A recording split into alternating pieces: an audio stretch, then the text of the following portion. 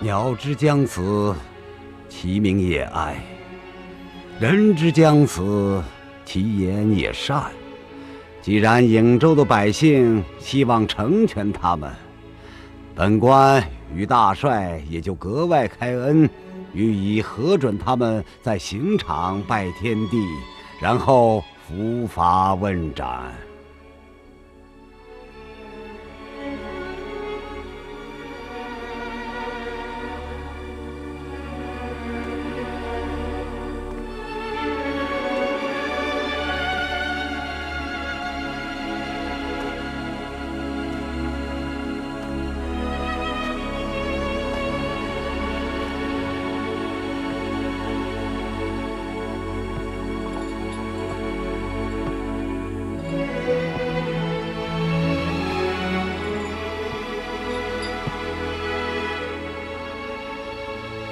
婉梅，你不该这样，你应该活着为我报仇。不，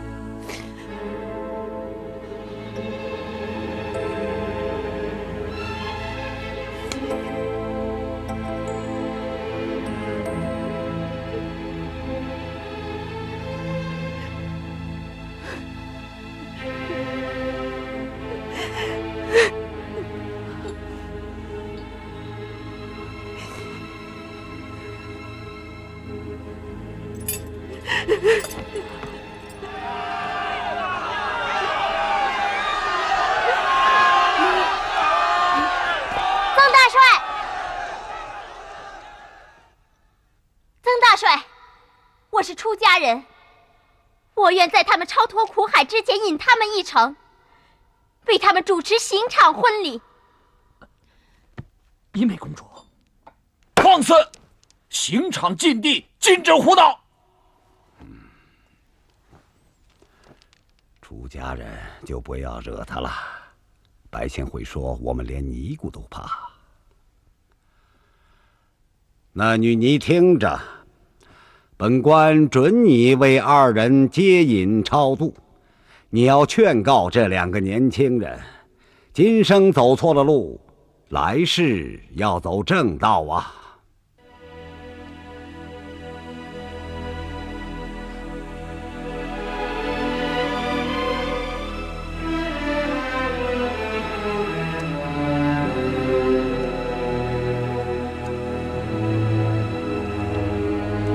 青天厚土为证，颍州万民为证，半山安小尼为你们举办行前婚礼，向青天，向厚土一拜。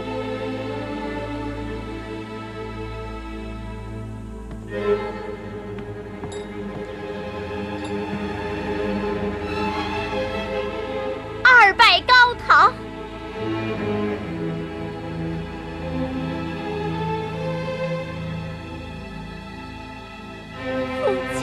对拜。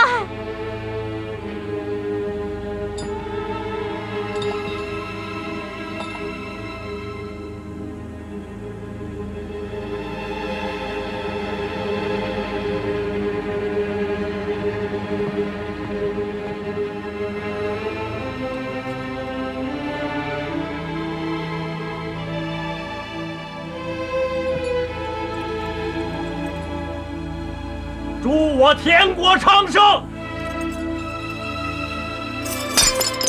太平天国万岁！太平天国万岁！我会给你们赏识的。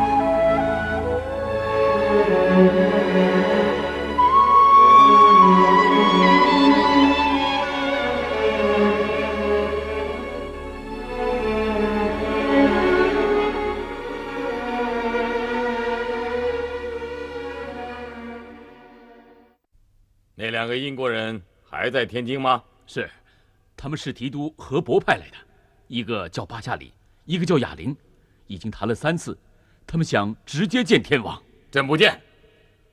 他们口口声声说要中立，可他们暗地里卖给清妖武器，听说又组建了洋枪队，怎么想帮助清妖对付天国吗？巴夏里说，上海住着英军，是为了保护他们的商务。哼，他们从前不是说愿意和太平天国一起打败清妖吗？他们的条件是平分华夏，狂犬吠日。华夏的土地1寸1分也不能给洋人。是。怎么着？不答应这一条件，他们要怎么样？反过来帮清妖吗？他们最大的愿望是不让太平军进入根据条约规定向英国开放的港口以及港口100里以内的地方。都哪些地方？上海、宁波、广州、福州、厦门都是。岂有此理！你告诉那2个洋人，那些条约是清妖卖国贼与他们签的，太平天国一概不认。是。朕下诏旨，命令李秀成猛攻上海、宁波。是。普鲁斯公使传达了女王和大英帝国的命令，我们必须马上结束我们对太平天国的中立政策。早该这样，我们不能总以雇佣军的方式出现。目前呢，这个太平天国在不顾一切地攻打上海，如果这样下去，我们就没有了立足之地。他们不再保证不攻打各通商口岸，也不赔偿英国侨民的损失。大清朝廷在北京条约里又给了我们那么多的好处，我们理应帮清政府打太平军的。他们的咸丰皇帝活着的时候是不愿意我们插手的。被处死的肃顺是个强硬派，曾国藩这个人想独占全功，也不希望我们染指咸丰皇帝死了。恭亲王是我们的朋友，西太后也听他的，我们不会白白的帮他，我们必须得到更加丰厚的报答。巴夏里说得对，我们主要不是为了清帝国的利益，而是为了我们自己的利益。哪个朝廷统治中国并不重要，重要的是谁会给我们更多的利益。7月7日，外交大臣告诉我，我们不能搞亏本的交易。这个李鸿章比从前的杨文定、何桂清、薛焕更信任我们。我们在上海有多少兵可用？一共有2500，加上招募的可凑到4000人。可是我还是觉得兵力太少。将来的洋枪队里，我们可以召集一些汉人来，但是这些汉人必须由我们英国军官来带领。这是个很好的办法。为了英国的利益，我们必须动手了。我们要和法国兵合作，保住上海。我们绝不能让太平天国打进来。好的。据我所知，李鸿章他希望洋枪队归他配属，但实际上是他的私人雇佣军。我想知道我们政府有什么样的指令呢？你们算民间，这次英国正规军要介入了，这可不同一般了。有你们这支雇佣军在对大英帝国不利的时候，可把责任推到你们的身上，这样就可进可退了。明白了，这很好。1862年6月，当太平军攻打上海激战之时，外国侵略军彻底抛掉了中立的伪善外衣。他们不仅帮助李鸿章建立洋枪队，英法还亲自出动了900名海军陆战队，与清军一起向太平军发动了疯狂反扑。天王，杨兄弟并不可靠，他们动手了。动手？在哪动手？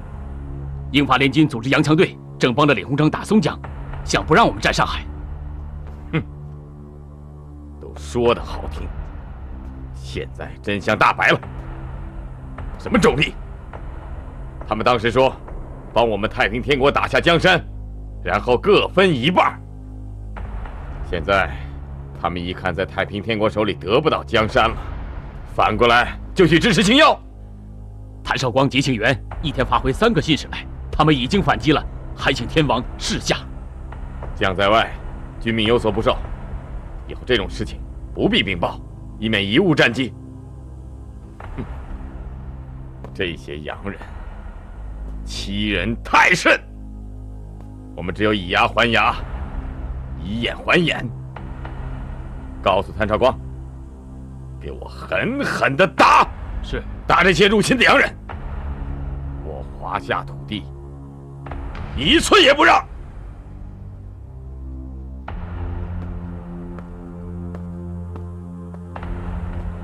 当然，对于友好的洋兄弟，我们还是以礼相待。是啊，对那些居心叵测的，那就不是朋友。现在，我们必须伸出2只拳去打，一只去打青妖，另外一只去打入侵的洋人，绝不能让他们狼狈为奸。开炮！开炮！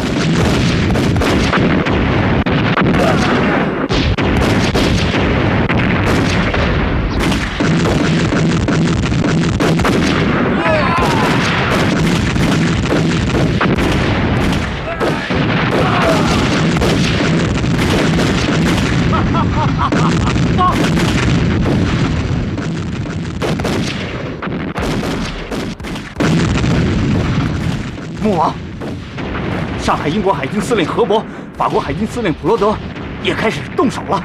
他们出动海陆军900余人，防守在自己的租界。看来，现在对付我们的不只是华尔的洋枪队了。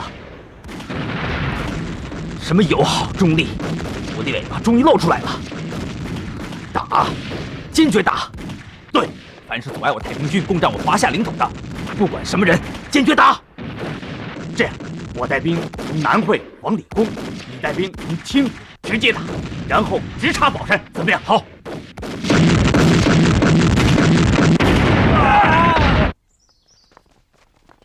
怎么着？长毛攻打上海了？是这样。英国人、法国人也真够德行的了，他们也该吃点苦头了，好处也捞足了。一个北京条约，他们占了多大便宜呀？这回怎么样啊？啊，我已经跟英法的公使谈好了，他们出兵帮我们灭长毛，这不是动手了吗？哼，早该这样了。不过我这心里总是不落地儿，万一他们帮咱们打败了长毛，再仗着有功，调回头来再欺负咱们怎么办呢？那不是前门拒虎，后门又进狼了吗？太后，这事儿我早就想好了。太后您想啊，固然说洋人、长毛都是祸患，可两害相权取其轻，那长毛呢更可怕。长毛打出的旗号就是灭我大清，那可是从根上砍倒咱们这棵大树啊。洋人呢？洋人就不同了，他们不过是逼咱们多开几个通商口岸，多捞点银子，多几个租界，多做点买卖。他们离咱们这儿可是几万里，总不能说把家也搬来吧？叫我想，就是让他们占多大便宜，也不会灭咱们大清朝，不是？这个我明白，家奴比外人就是要狠。正是。李鸿章一到江苏上任，马上和洋人洋枪队连上手了。这人果然头脑灵活，走到前头去了。班商谕给李鸿章，叫他告诉洋人，只要他们真心实意地帮咱们灭了长毛，那什么都好说。不就是多开几个租界吗？咱们中国这么大的地方，赏他们点儿，也就是9牛1毛而已。那可不是。走。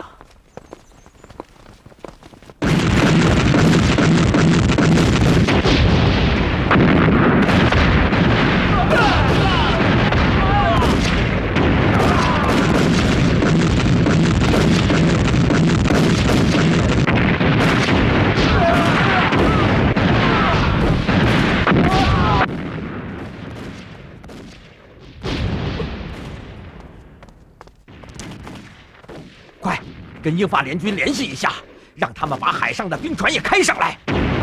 长矛攻势凌厉，都打到法华寺徐家汇9里桥了。我看洋人也有些怕了。我去找河伯交涉，河伯有狮子大开口，说要把现在的租界扩大1倍。只要他们不提出在北京弄一块租界就行。两宫太后和恭亲王的心思我已经摸透了，长毛要你命，洋人要你钱，现在是舍钱不舍命的时候。我们只求战功，别的什么也别管。这就好办了，我再去找河伯交涉一下，给他一点甜头。去，快去吧。是。开枪！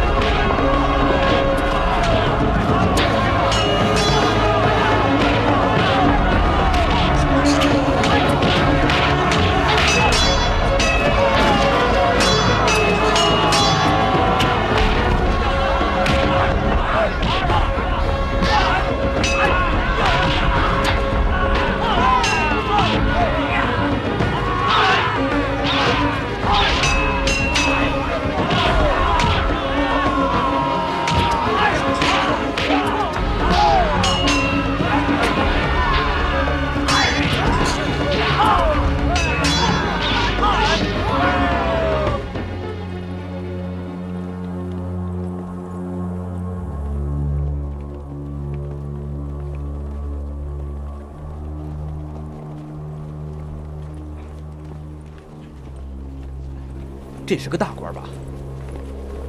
回母王，他是法国海军司令普罗德。哦，你看他胸前还挂着个十字架呢，一定是信上帝的。看在上帝的份上，把他给厚葬了吧。是。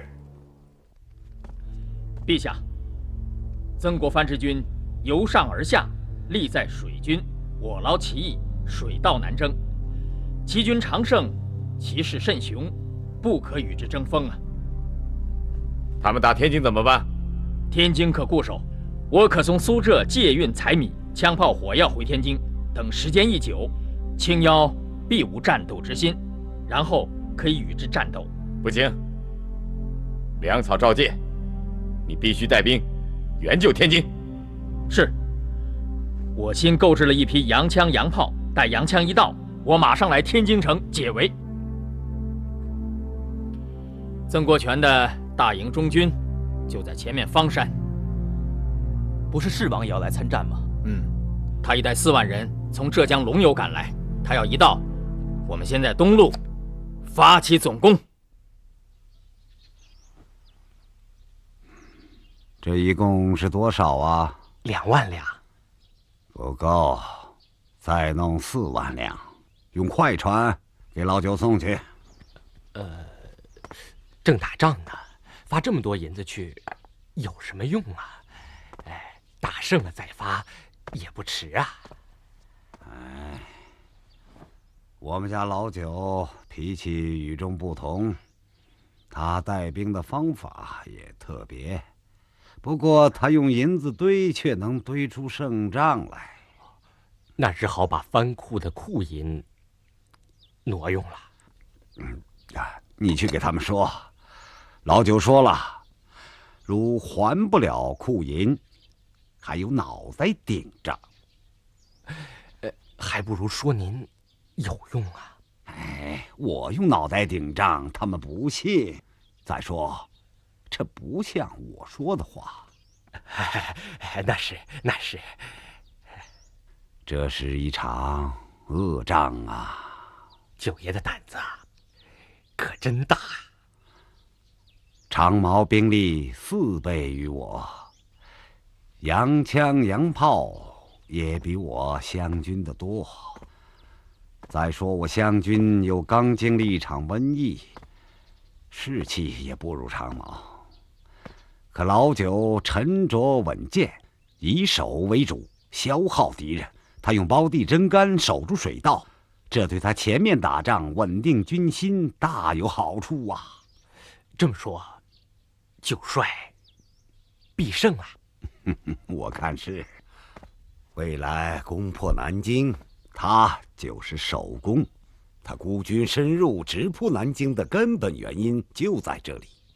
他说过，小功无所谓，要建功就要惊天动地。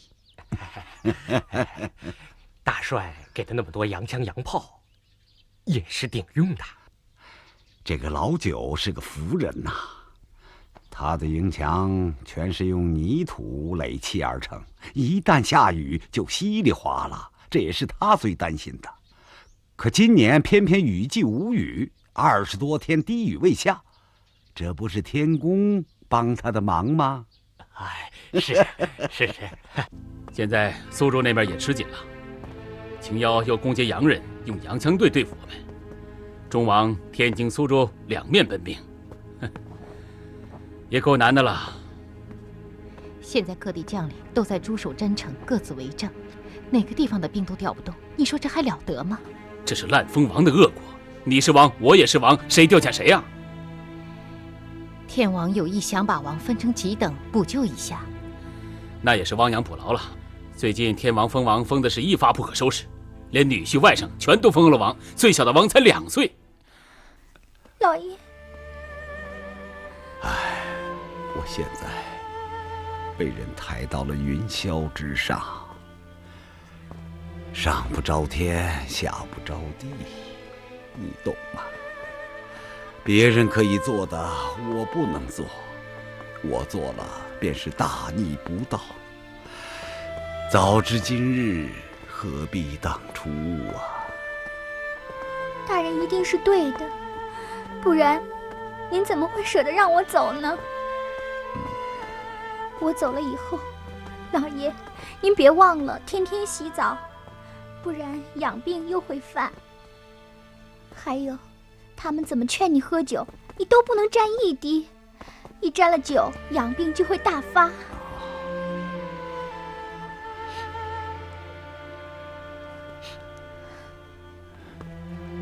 这是3000两银子的银票，你拿着。我不。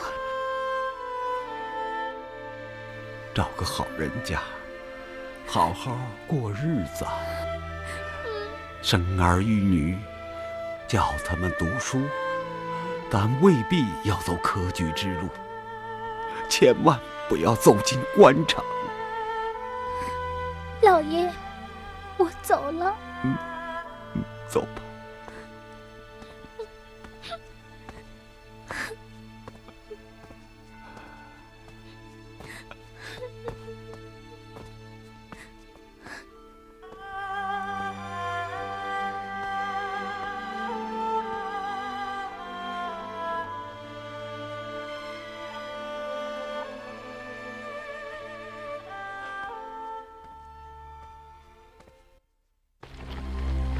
石达开率部族几万人，在清军的围追堵截下，他们从福建、江西、湖南、广西转战至四川。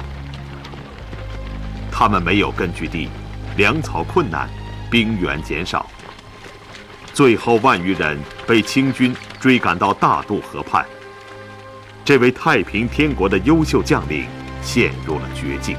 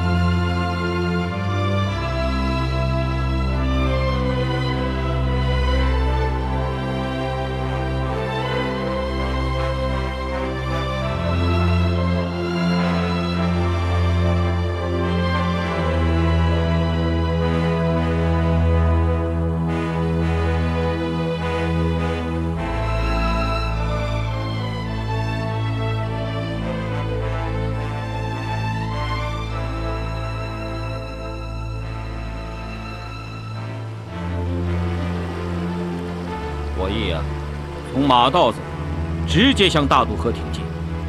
大渡河水急浪高，恐怕不好过呀。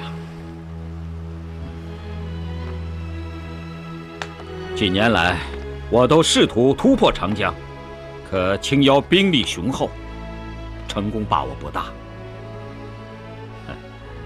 我们太平军的一大特长是善涉奇险，聂幽径啊。大渡河自古以来就是难以逾越的天险，可是越险，这青妖越不设防，我们便可以长驱直入。我以为从大渡河北岸直取川西，然后攻占成都，我们有了都江堰高榆之地，便有了基地了。那时再图向内地进攻。去成都还有一条路可走，就是翻过大凉山进峨眉乐山，这条路要好走得多。赖雨欣的先锋部队已向宁远府推进，李福球的部队也在滇黔境内，我们等于在中间。这样，前有赖雨欣为我们开路，后有李福球在后面牵制敌人。经冕宁大道走方便些，可有青妖把守，我们可以通过山间小路经粤西小路抢渡大渡河。叫队伍吃饱。一王，不必要的东西都丢掉，夜里快速翻山。是。石达开向大渡河铤而走险，他始料不及的是，他依赖作为策应的赖雨欣部已在炒米关全军覆没。大渡河一共有13处渡口，我们不可一处无防。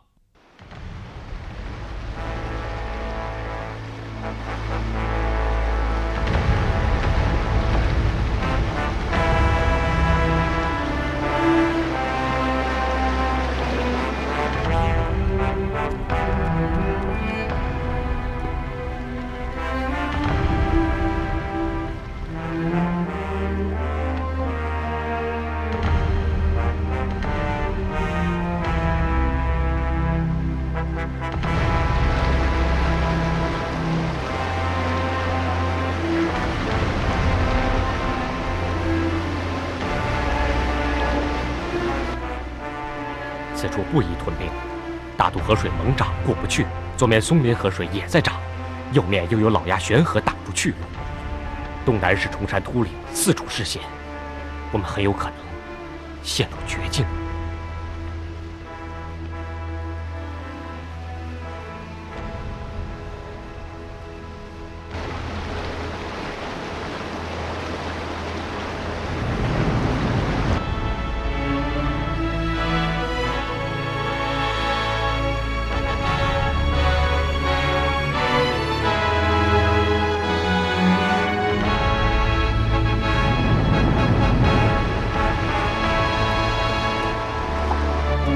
一王，快看，浪太急了！哎呀！殿下，指望赖雨欣接应落空了。他离开了这一带，他们兵败了，几千人全部战死溃散。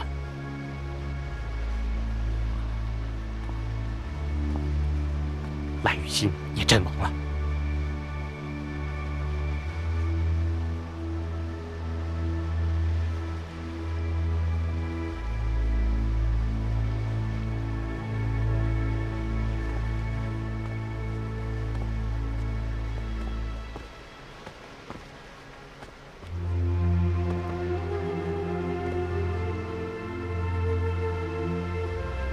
殿下，对岸青妖层层布防，我们想抢渡这样的天险，怕不易成功啊！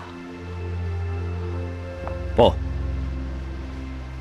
明天抢渡，把火炮搬到木牌子上去，一定要冲过去，后退是没有出路的。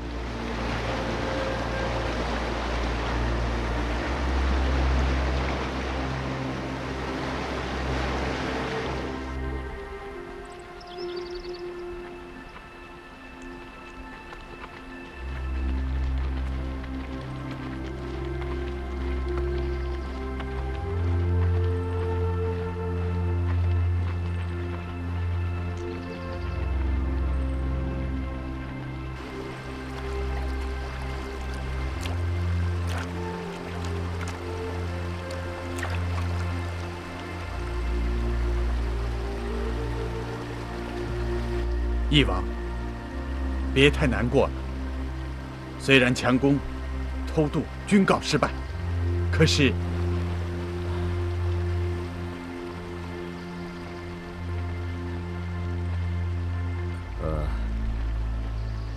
我又损失了几百弟兄啊！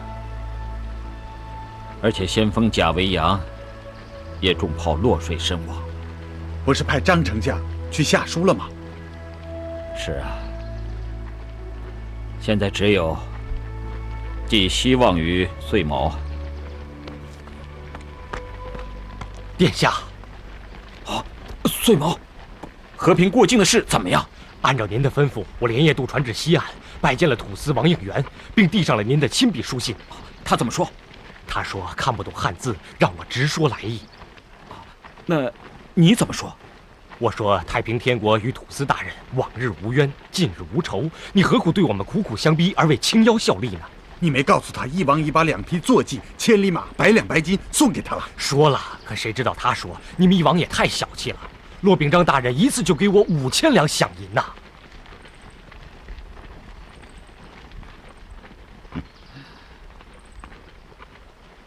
可叹，我堂堂天国的翼王，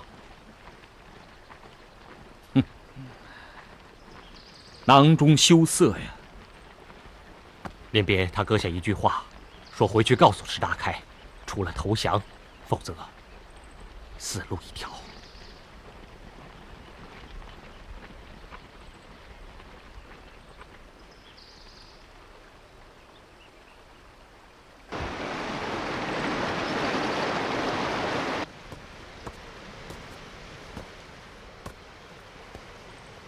翼王，我们又损失了1半的兵力。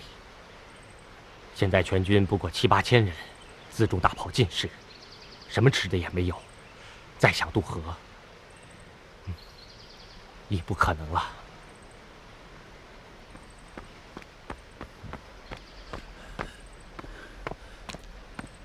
翼王，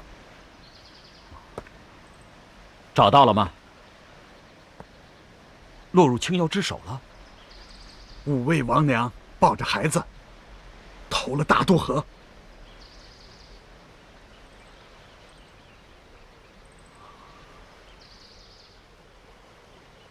倒也干净。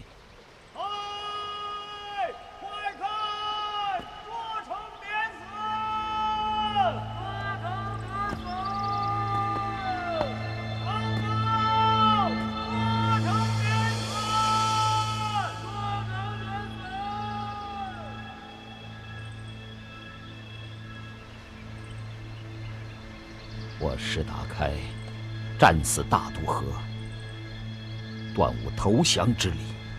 翼王，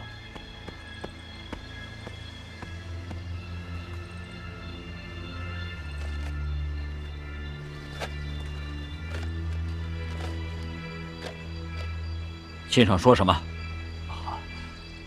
卿将杨银刚说，他奉了骆秉章之旨意招抚我们，只要我们放弃抵抗，翼王可回原籍退隐，所部将士遣散为民，回家去安居乐业。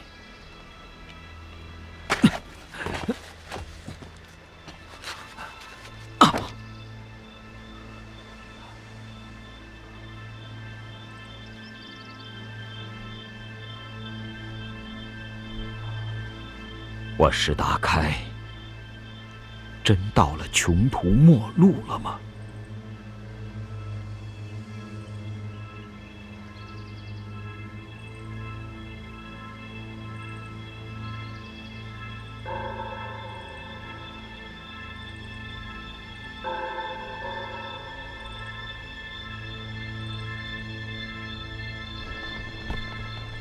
我不忍心看着7000将士最后惨死，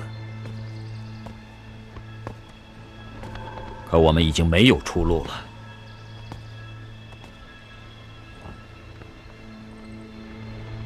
我决定以我一死来换取大家的生存。翼王，要死我们死在一起！要死我们死在一起！翼王，宁可战死，也绝不投降！绝不投降！不，他们抓住了我，可以送到北京去请赏。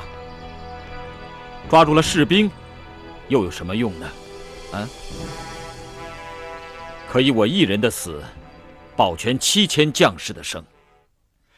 翼王可不能上当啊！翼王，青妖会讲什么信义吗？结局是这样的，你落入魔掌，未必能救出将士。是啊，不必多言。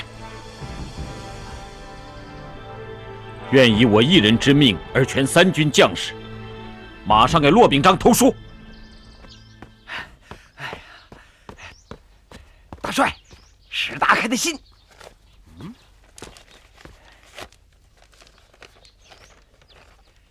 史达开愿以他一人之命，免他的将士们不死啊！末路英雄走上末路了啊！到这个时候，他还再三声明，不为求荣而事二主，绝不降清呢。答应他吗？为什么不答应啊？这不比我们费时费力的去抓他好得多吗？那他的条件全答应。过来以后看情形再说，兵不厌诈嘛，啊！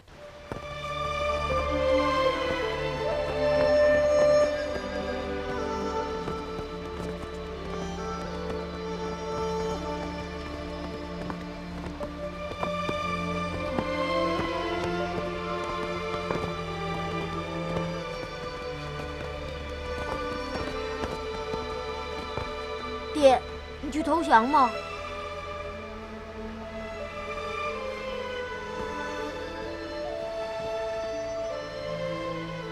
孩子，你爹用自己一个人的死，却换得几千将士的生，懂吗？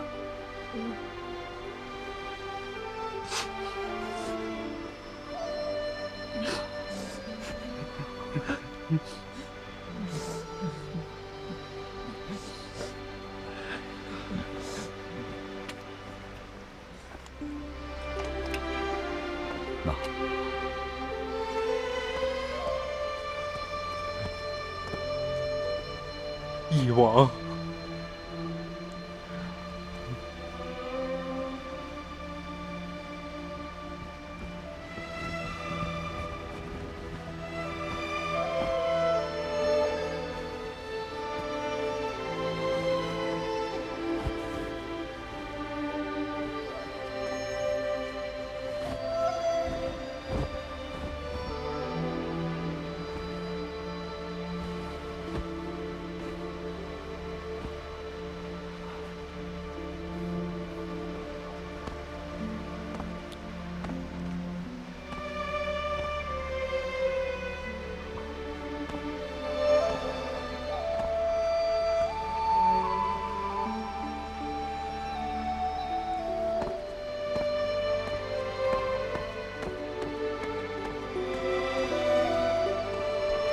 翼王，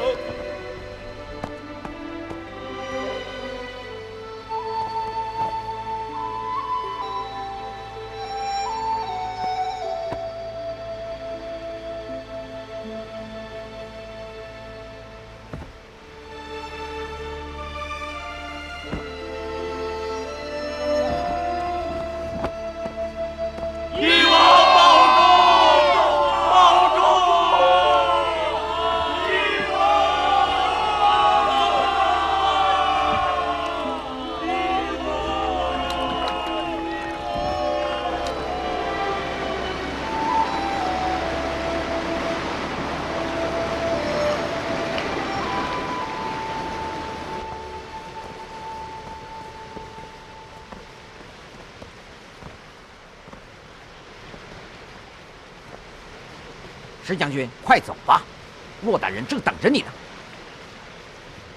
不，你必须先放了我的将士，我才能跟你们走。嗨，这没问题，你就放心吧。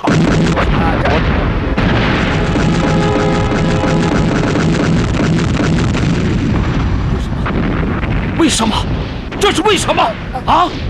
将军，你们这些背信弃义的家伙，你别走！哎，不是，我这，哎呀，哎，我悔不该当初不听众人的话，我本想救我的将士们，可是我反倒害了他们。这，哎呀！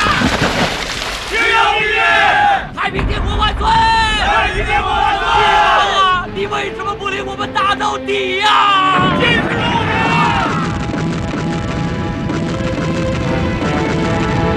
追捕！追捕啊！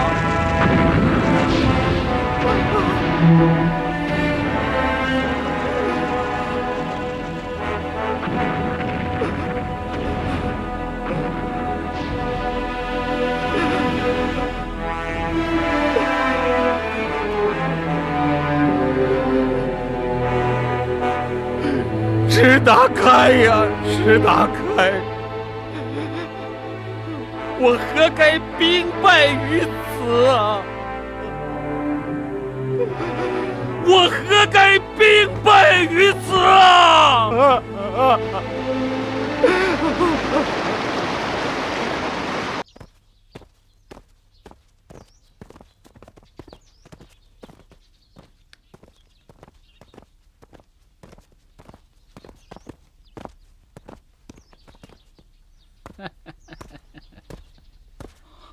骆秉章，你这个小人，伪君子！你满可以不答应我的请求，你残害了我2200多条生命，你这个阴险的刽子手，你不会有好下场。他们是死在你石达开之手，你信不信？是你把他们带入绝地，是你让他们放下武器，我何所之有啊？我在给你写信前，我的军师曹伟人力劝我，说你是个不可信的人。他为我不听他的劝阻而自刎身亡。那时候怎么知道你是这样一个卑劣的小人？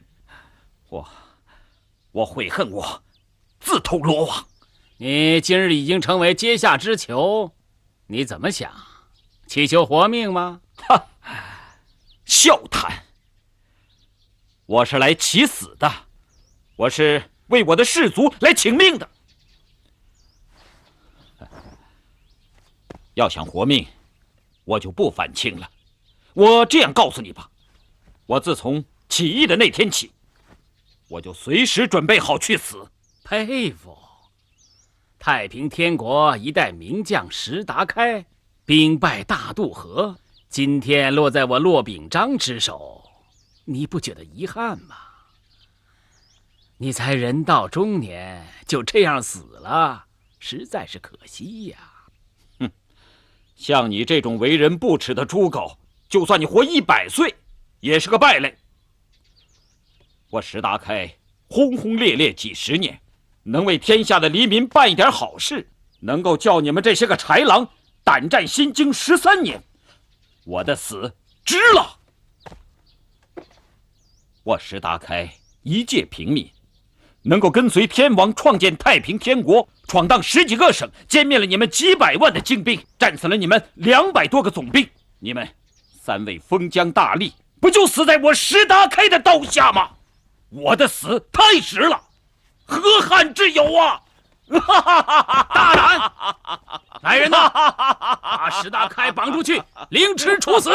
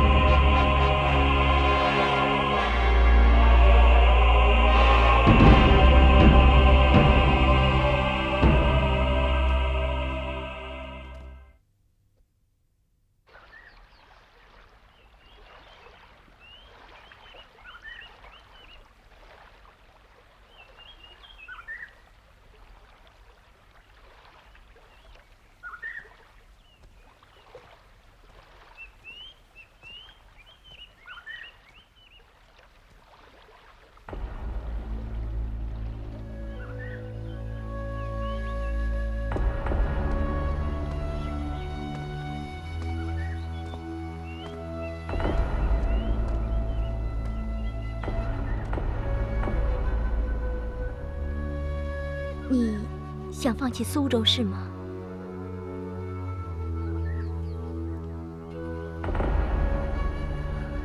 我集结了10万兵马，在百都港与敌会战。我和李世贤都冒着枪林弹雨在前线冲杀。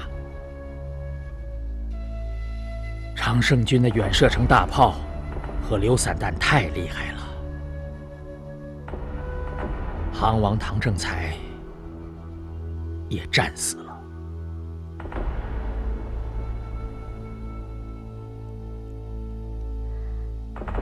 那无锡的朝王和常州护王为什么不来援？我接连给黄子龙、陈坤书下令，叫他们火速增援。哼！可他们根本不听，都是王了嘛，我调不动喽。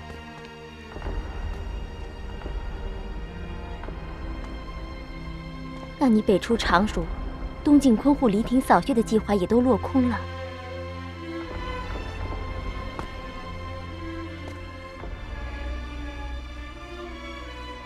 这苏州丢了，太让人心疼了。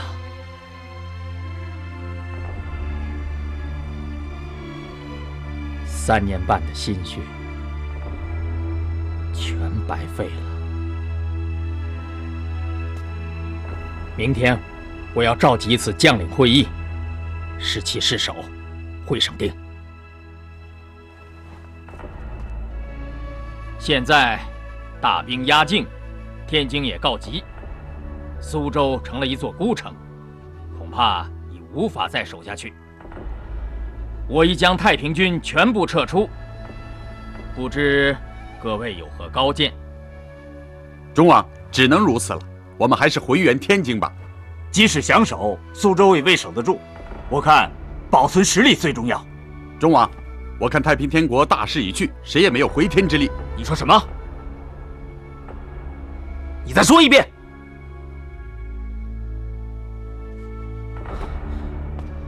忠王，就是打到剩下最后一个人，也要打下去呀，无非一死而已。英王是我们的榜样啊，谁想学为俊，别怪我不客气。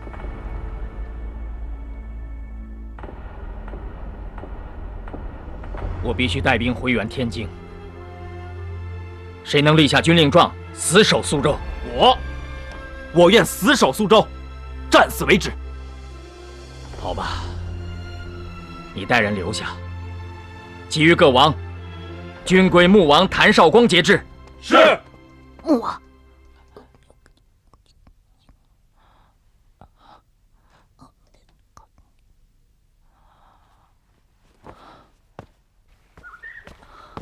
什么时候来的？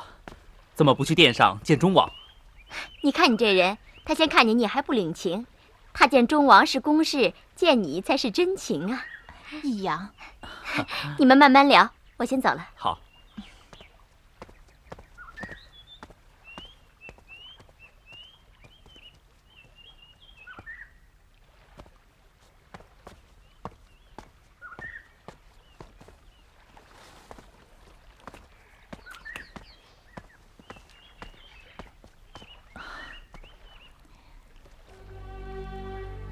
你看这忠王府多美啊！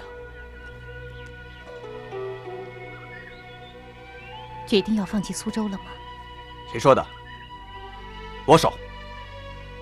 可是我听说那王高永宽想反叛，他曾经去过李鸿章那儿，不过没有真凭实据。你可要小心点啊！有机会，我再去提醒一下忠王。这真是大难临头各自飞呀！高永宽、武归丈、王安军这些人，都不是老广西，是两湖人。危难的时候，我看靠不住。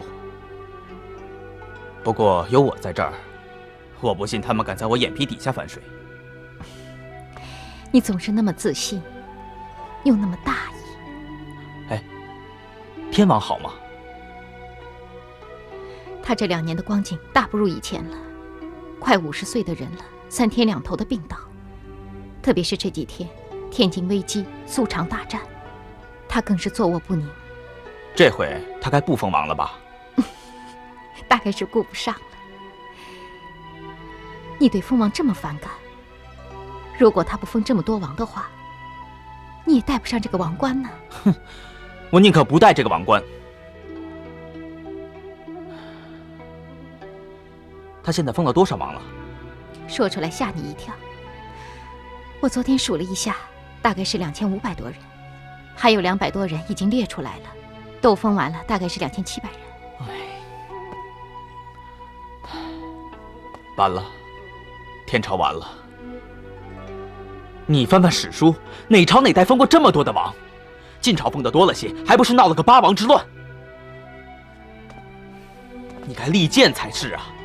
甘王不是说过吗？只有你才能制服天王。现在可不行了，他越老越固执，现在他谁都信不过。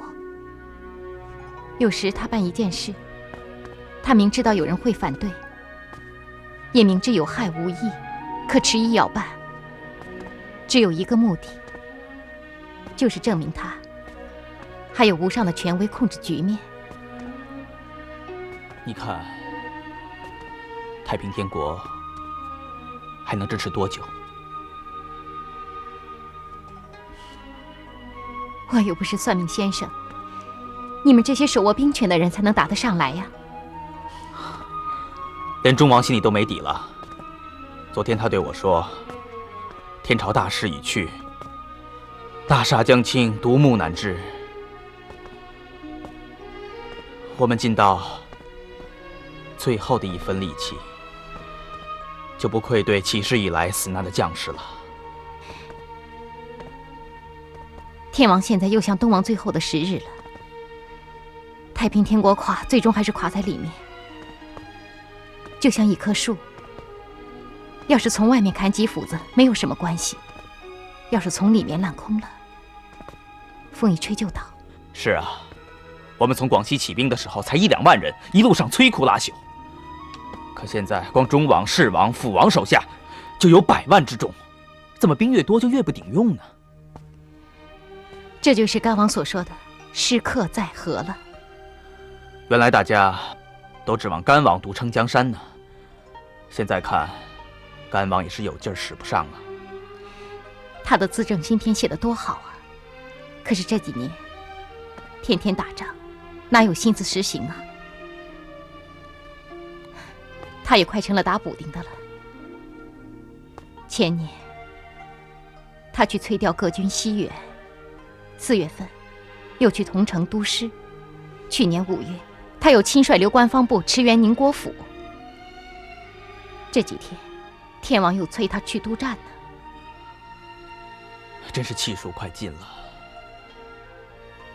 你不能唉声叹气的呀，你们当统帅的这样，底下更是一盘散沙了。哼，一上了战场，杀他个昏天黑地，随时准备马革裹尸。有时候我就想，不知道哪天就战死了。我就嘱咐曾宪说，千万别忘了，在埋我的地方一定要做个记号，哼，让你单祥姑姑也好有地方来哭我2声。哎，到时候可别哭错了坟呢。不许你说不吉利的话。我偷着给你测过字、打过卦，从来没有不吉利的。别信那些骗人的把戏，我什么都不信，只信我自己。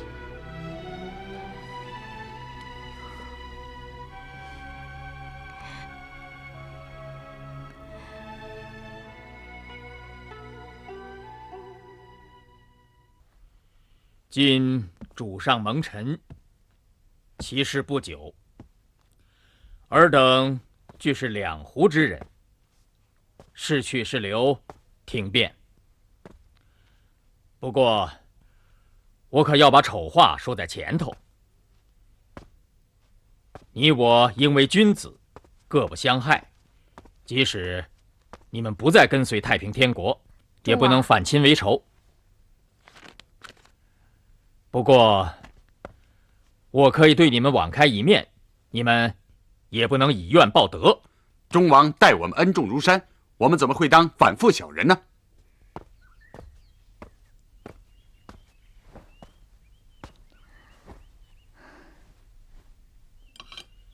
一阳，来啊！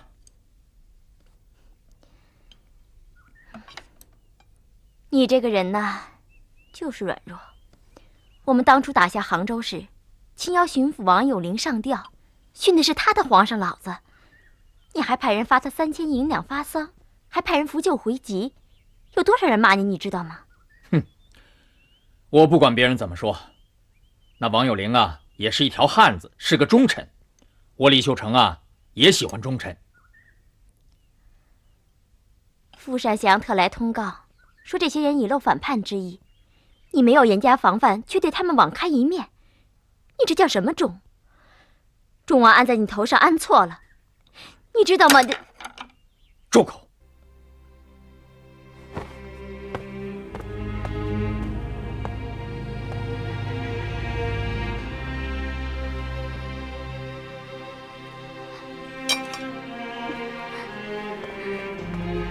一阳，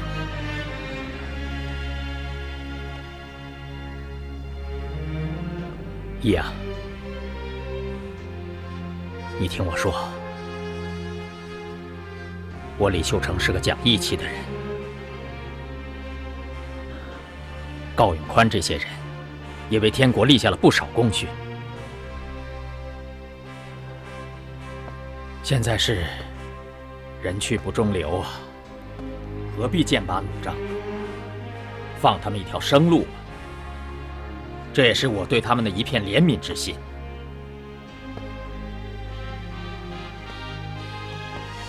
一阳，我警告他们，不能生歹毒之心，不是朋友，也不该是仇敌。不是朋友，必是仇敌。你日后看吧，那韦俊怎么样？那钱寿仁、钱贵人又怎么样？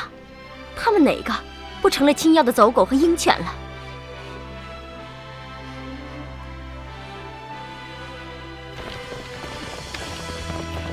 班长，就是，小心一点。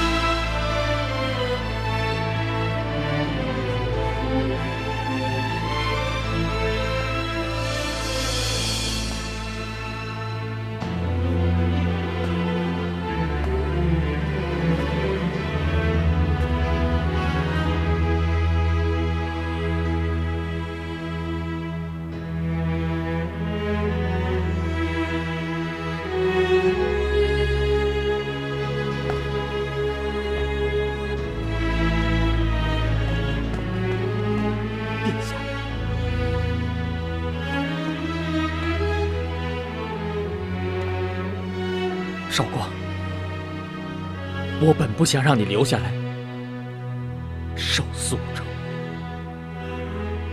我明知道守不住，这是难为你呀。宿州在世，天津就更危急了。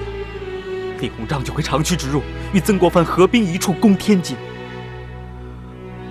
我就是守到一人一卒，城破玉石俱焚。殿下，小弟我誓不生还。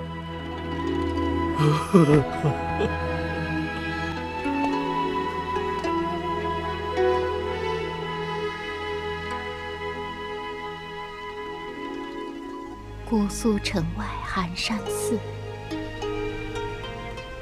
夜半钟声到客船。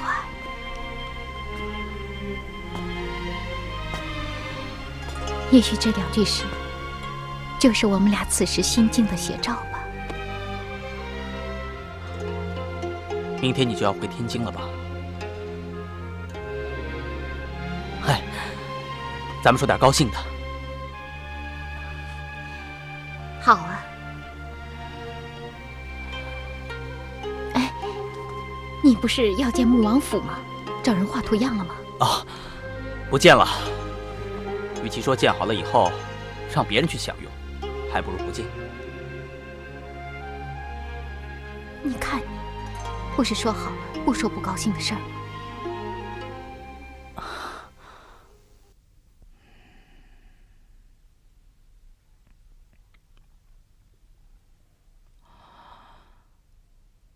我等肩上的担子很重啊。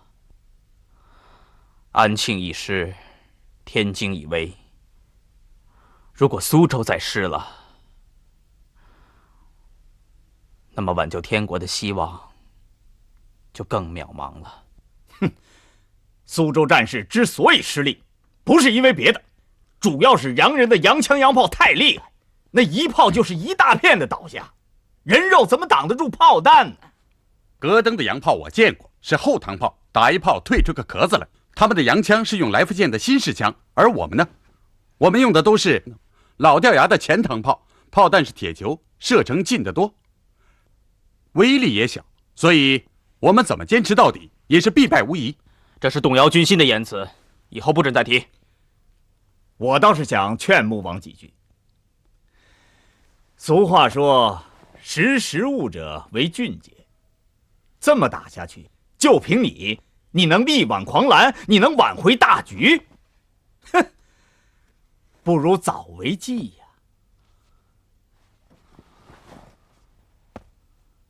莫非各位是要劝我谭绍光献城投降？不要知道干什么？真要反叛吗？实话告诉你吧，早在7天之前，我们8个人就生了反叛之心。昨天在城北阳澄湖上，我们拜见了李鸿章李大帅，他答应优待我们。穆王，我看你是员猛将，我们不想杀你，怎么样？跟我们一起投诚吧，不是一样的荣华富贵，一样的封王吗？都是忠王心太软了，明明看出你们有反叛之意，还对你们网开一面。要是我早知道，我就一个一个收拾了你们，绝了今日之患。你死到临头还嘴硬，你说吧，是跟我们走，还是为洪秀全续节？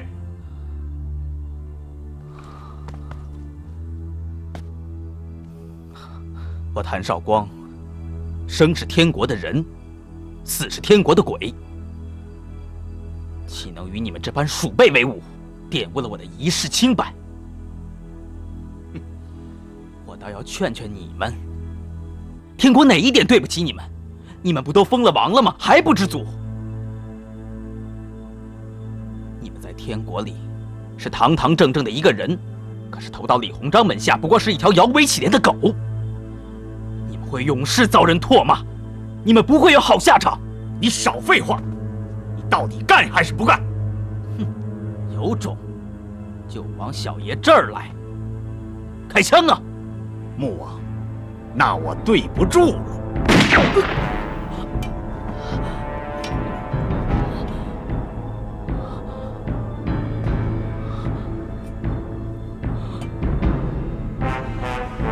你们这群人面兽心的畜生！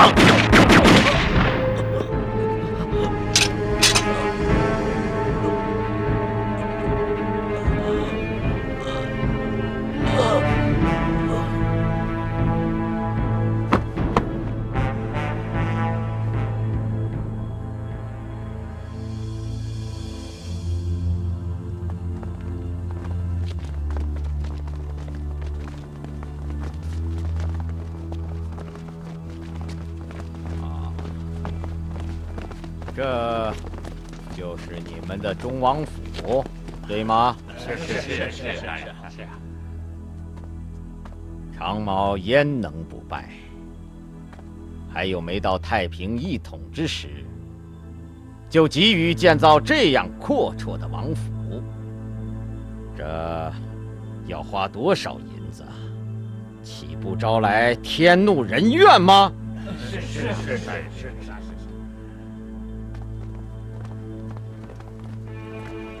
这把椅子是忠王李秀成的。是。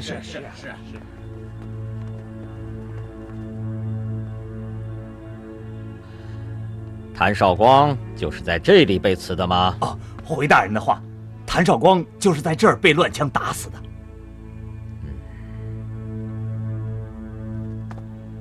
这血是谭绍光的了？大人要是觉得不合适的话，我叫人马上换掉。对，那倒不必。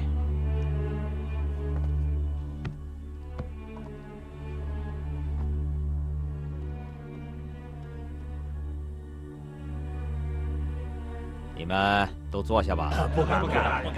哎，这本来就是你们的王府吗？你们今天早晨不还在这里开过会吗？坐吧。谢谢大人。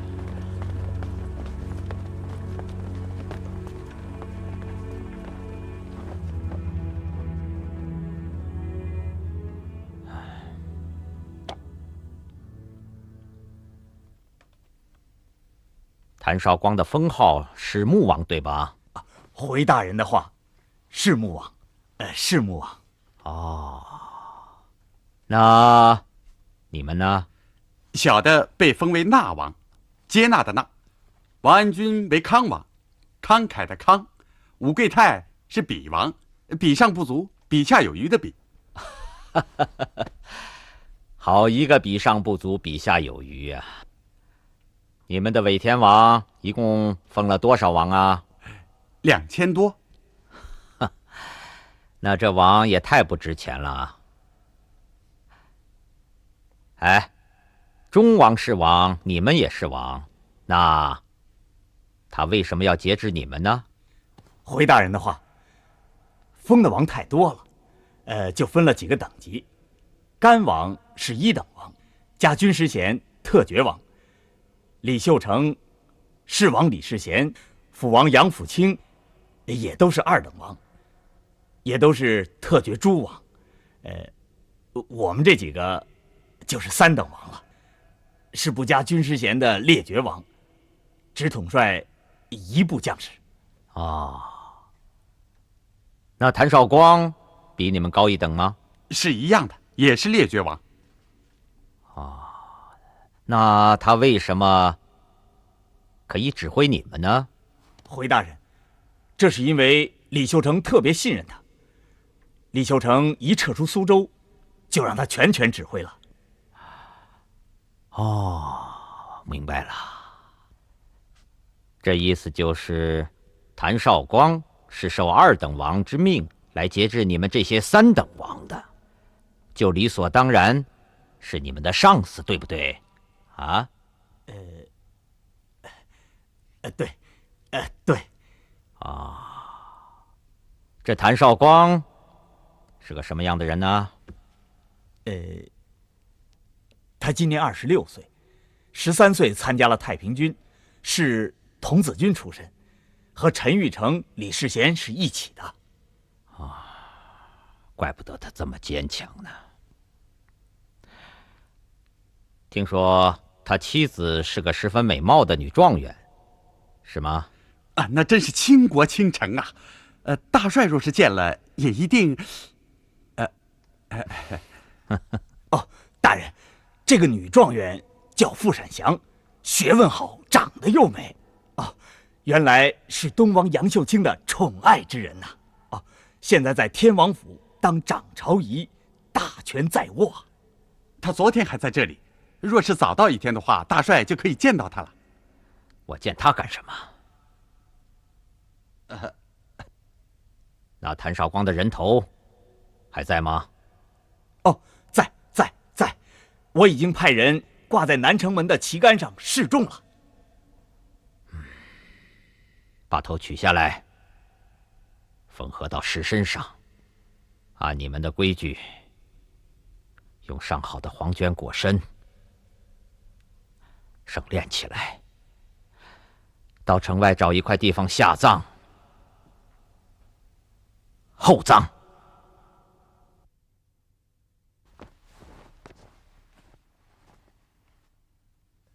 你们8个人自以为得计，为了活命，杀死了自己的上司，背主求荣。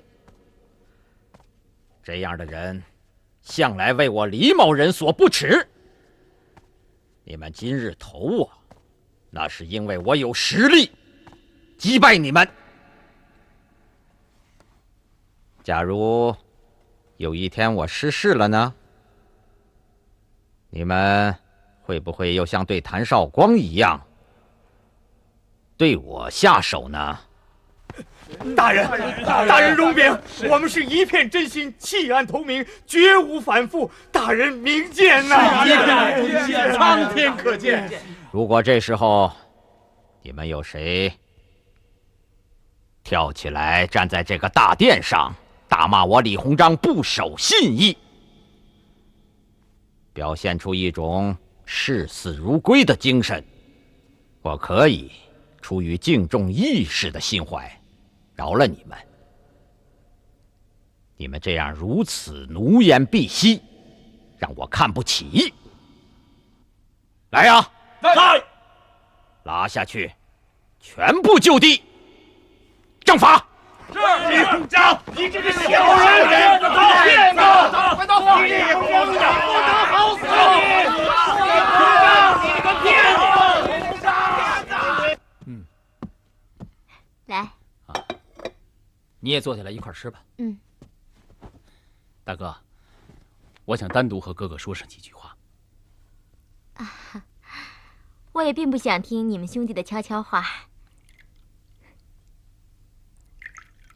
你们慢慢说吧，我先出去了。哎，你还有什么事有必要瞒他呢？我现在是什么事都不瞒他。我们哥俩在一块好好说上几句，女人在一边总是唠叨。来来，